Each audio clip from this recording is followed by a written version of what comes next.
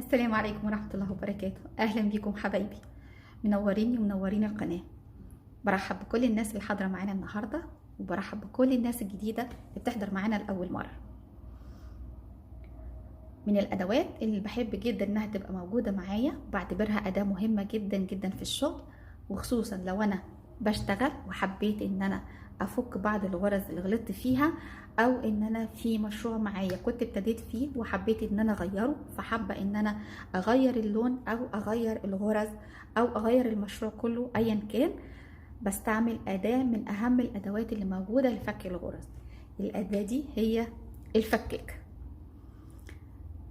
الفكاكة دي يعني أنا بعتبرها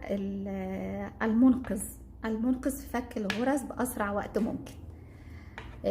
استعمالها سهل، لكن لازم نكون حذرين جدا واحنا بنستعملها، لأن السن بتاعها زي ما احنا كده شايفين سن حد، والجزء ده كمان بيبقى شبه السكينة شوية. بكون حذرة جدا وانا بستعمله عشان خاطر ما اقطعش القماش بتاعي.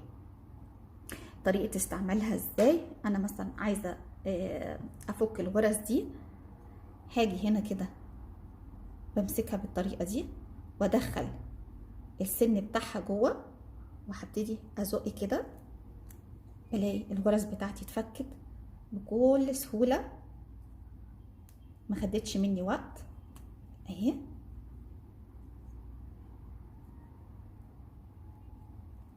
شايفين كده المشروع بتاعي خلاص. انا الجزء ده عايزه اتخلص منه باللون بتاعه، وباجي من ورا كده بلفها وبطرف الغرز. بصوا كده خلاص اتخلصت من كل الغرز بتاعتي. اخد بالي وانا بفك الغرز علشان ما تقطعش مني القماش. واحب اطمنكم لو اتقطع منكم القماش اتفرجوا على الفيديو اللي بصلح فيه او بشرح فيه طريقة تصليح القماش المقطوع، سواء من الفكاكة وانا بفك الغرز، او ان القماش بقاله فترة طويلة واتقطع مني. فيديو بسيط وقصير، بس حسيت ان هو معلومة مهمة وأداة مهمة هتسهل عليكم جدا جدا في الشغل. اشوفكم على خير في فيديو جديد ان شاء الله. سلام عليكم.